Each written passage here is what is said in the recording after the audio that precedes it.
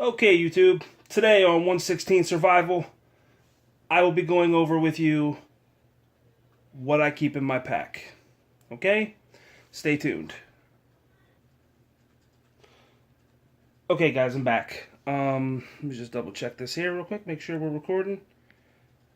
And we are. Okay. Check. Alright, first. If you're new to survival or preparedness, what I will recommend you do before you do anything else is check out Dave Canterbury's 5 C's.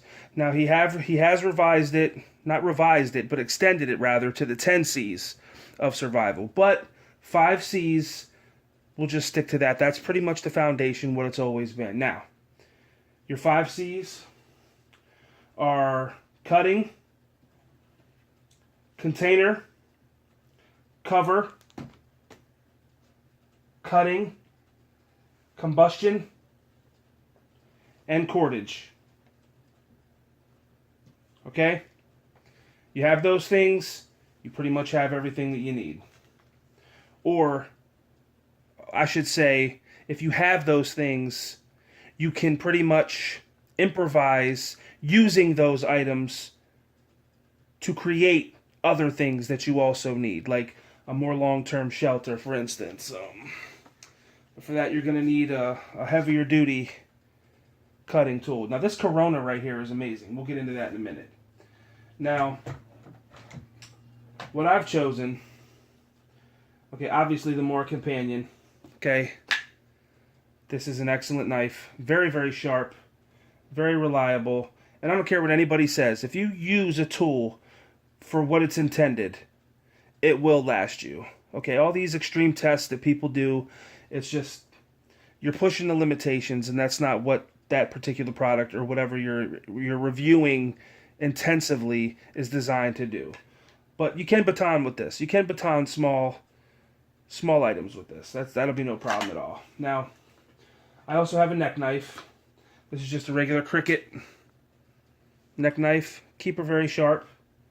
That's the most important. You know, if I have to skin small game, what have you.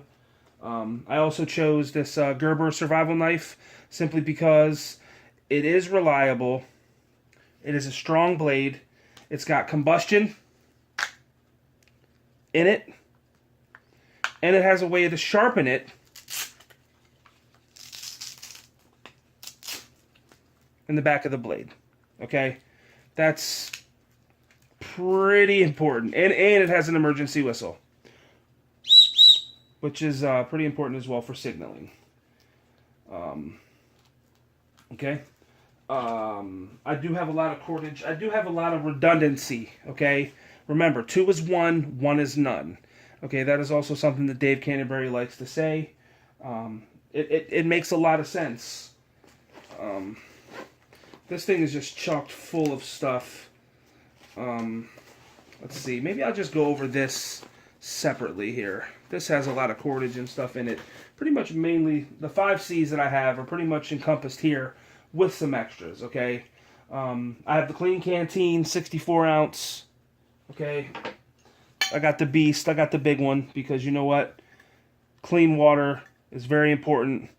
You know, look at the I forget what it's called, the rule of 3. I forget exactly. I might, get it wrong. Comment. Leave me a comment and correct me if I'm wrong. Let's see. What is it? 3 minutes without air. 3 hours in harsh conditions. 3 days without water. 3 weeks without food. And 3 months without shelter. Without long-term sustainable shelter. Okay, this is the Stanley Cook kit. I also have the Cricut Spork with a few multi-tools. It's got the 1/4 inch and 5/16 hex tool on it, and I also have a Shimag.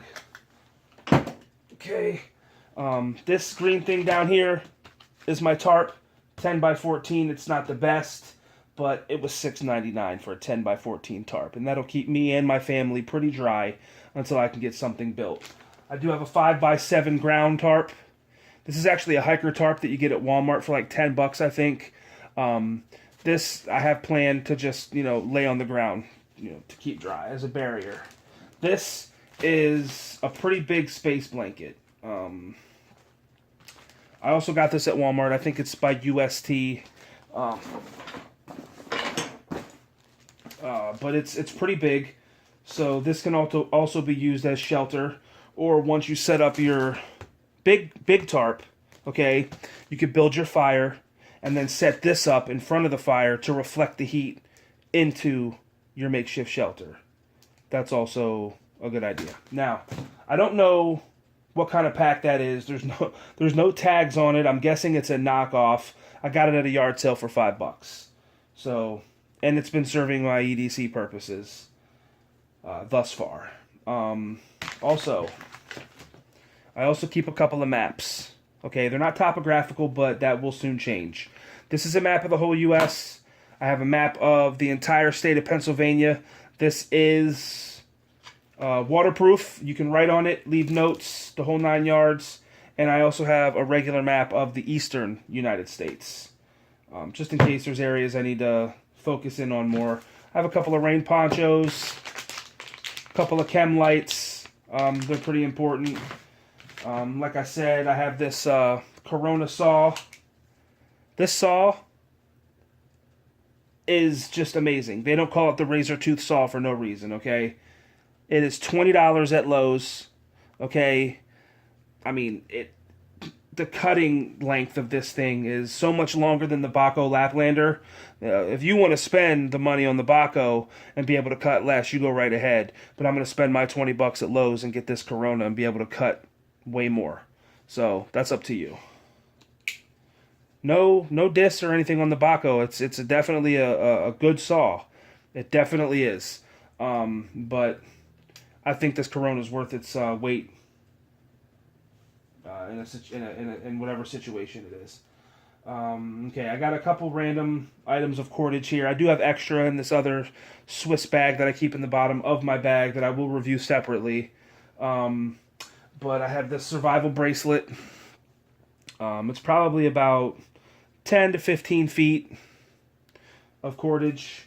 The lanyard that I made for my beast and striker, that's about 20 to 25 feet because it's a double cobra stitch. So I have that as cordage as well. I have this little lanyard that I made. That's also cordage. That's about probably 30 feet because it's the square weave. I forget exactly what it's called. It doesn't really matter.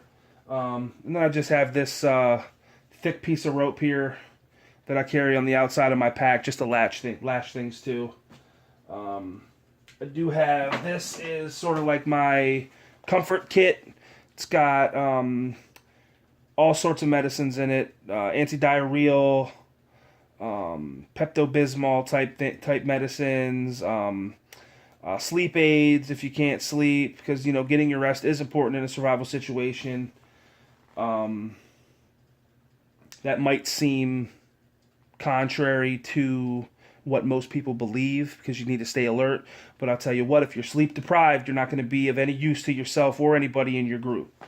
There's some vitamin C in here, Dayquil, NyQuil, just the basics as far as what you're going to need. Some antibiotics, stuff like that. This is my med kit. I'm not going to break this thing open. It's a boo-boo kit all the way up to heavy trauma. And it pretty much suits my needs. I have a bite and sting kit, just in case you run into rattlers, or some big nasty mosquitoes, or whatever bites you, really. Let's see. Yeah, and what am I trying to say here? Triple antibiotic ointment. Reducing the risk of infection, the whole 9 yards. I do keep a headlamp. It's a 200 lumen energizer, pretty good one. I also have a Gerber multi-tool that I keep in this pouch, along with the sharpening stone behind it. I have some wash towels. Sorry. These are pretty good. I also have a pair of Carhartt heavy-duty rubber grip gloves. I also have leather gloves, but they're in my tool bag right now. I also have this little GSX low SOS. So it's got it's a 3-mode, 200 lumen, very, very good flashlight for how small it is. That's why I carry it.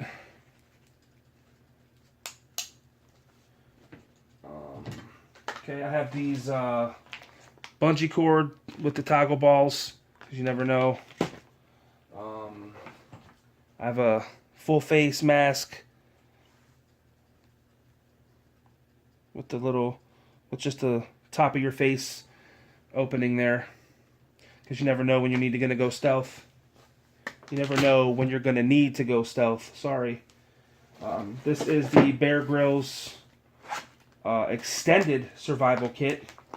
Very good kit. Very good kit indeed. I have a can opener, large can opener. If you got to pick between these things, if you're going to get the small or the large, just get the big one. Get the big one. Because the big one can cut open little cans or big cans. The little one, it's just going to take longer to open up bigger cans. So that was my logic there. I also have a bandana in here, along with a, geez, if I could get it out, along with a tick remover. Okay, that's very important. And despite what many people may tell you, first of all, ticks do carry Lyme disease, but it's only deer ticks that carry Lyme disease, and only 1 in 10 deer ticks carry the Lyme. Okay, now when you have a tick on you, if you pull it out, you're like, oh my gosh, the head's still in there. It's okay. The body is what's most important. That's what transfers the Lyme's disease. Now, your body will reject the head naturally. Trust me. I know. I have an embarrassing story in the ER when I had a tick in the crack of my hind end, okay? And I dropped my trowel for the doctor and a bunch of med students only to be told that information. So, there you go. Okay, let's see what I'm missing here. I have a small camp shovel. Pretty decent little camp shovel here.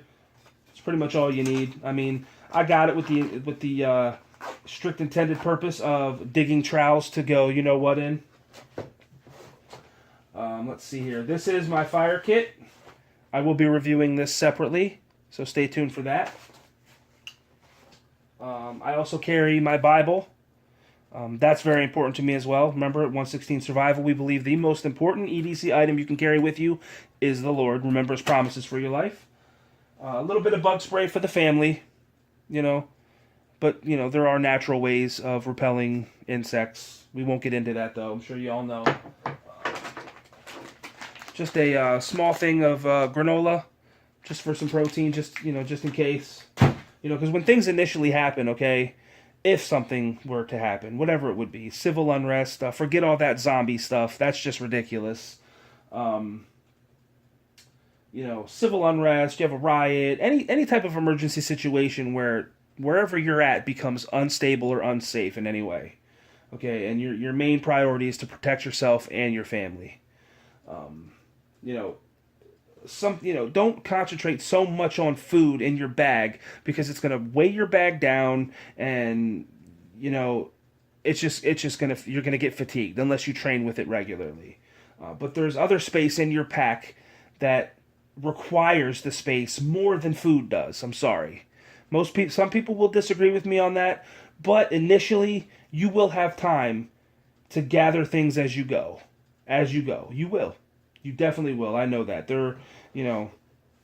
Whether you have to, I hate to say it, but if you have to take something for yourself, take it by all means. If you need it more than somebody else needs it, and somebody else is just being greedy, we won't go there. We won't get into detail. I don't want to defile myself or, go against my beliefs. But if the Lord brings you to it, He will bring you through it. I also have, I wrapped it in paracord, but this is 5 ounces of fine silver. Thanks to my buddy Bushcraft Bob. I helped him move a couple weekends ago, and that's when I shot my first video. And he gifted this to me, so thanks, Bushcraft Bob. Let's see. I also have, I carry this little toolkit here. Oop. I carry this toolkit with a little hank of cordage in it. I think I got this at like Harbor Freight for like $6, man. I mean, this thing has been very useful. It really, really has. It's, you know, ratchet type of screwdriver. You know, a lot of stuff that's in my EDC bag, I put a lot of stuff in there that I use on a normal, everyday basis, not just for emergencies, you know. Like I said, you need to become so familiar with your pack and your items that it's like second nature, you know what I mean? They become a part of you. They become part of your routine, you know. You find ways to use them, even if you don't necessarily have to. It's important to incorporate them in your everyday activity, even if it's just showing someone. That way you stay familiar with where everything is compartmentalized in your pack, and when you need it, you can get to it quickly. Okay? What I'm going to do now, oh, I also have this little sharpener, this little Fisker sharpener for, you know, to make kindling. I have a better one, a contractor sharpener. But this kind of keeps everything contained, you know. And yeah, so that's it for now for the contents, for the pretty much the main contents, the 5 C's along with everything else. Actually, I also have some base layer here, top and bottom, and an extra t-shirt. That's important. And I also have a small bungee for latching items to the pack. That's also important because, you know, if you have a little bit of molly on your pack, man, if you come across something as you go, you can just wrap it up, cinch it, and latch it to your pack, man, and then just reorganize when you get to where you're going. But all right, what I'm going to do now is I'm going to clean this up a little bit here, and I'll be right back to review my fire kit. One moment. Okay, I'm back. This is my fire kit. Keep a lot of things in my fire kit. Just get right into this here. I have Strike Anywhere matches with some Tinder Quicks. Okay, we all know what those are. I have, by Exotac, I have the Tinder Tin, and it's fat wood splinters. Okay.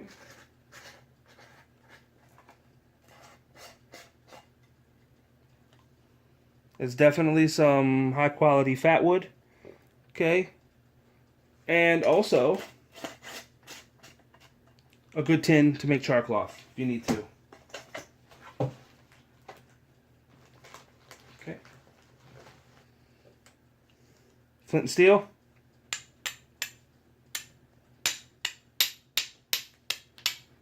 Definitely chuck some sparks. I don't know if you saw that, but I did. Okay, I have a magnifying glass, not the best. I have some quadruple zero fine steel wool and a 9-volt battery. We all know what that can do. Just keep those separate from each other. Okay, I have a Bic lighter with some Tinder Quicks. I'm sorry, wet fires. Shame on me. Okay, now these bad boys right here, I don't know if you guys have seen these from UCO. You want to talk about stormproof matches, man? These are called the Titans. Okay, I stuffed a little cotton ball in there. Oh, look at that thing. That thing is enormous. You can't get a fire started with that. Just find someone who can. Quickly. Good watertight container. It's got a very nice rubber grommet there. Okay. Oops, very nice. Yep, let me switch that down here. This is safety fuse. Just keep that in there as an added item. I also keep my Strike Force. Okay, this is a very, Very good. Very thick. 1/2 inch, I believe. Yeah, maybe a little under 1/2 inch ferro rod. Does throw sparks. So, she is useful. Now, we already went over my items from Nathan, the Beast and the Sasquatch, along with the wonderful high-speed steel striker.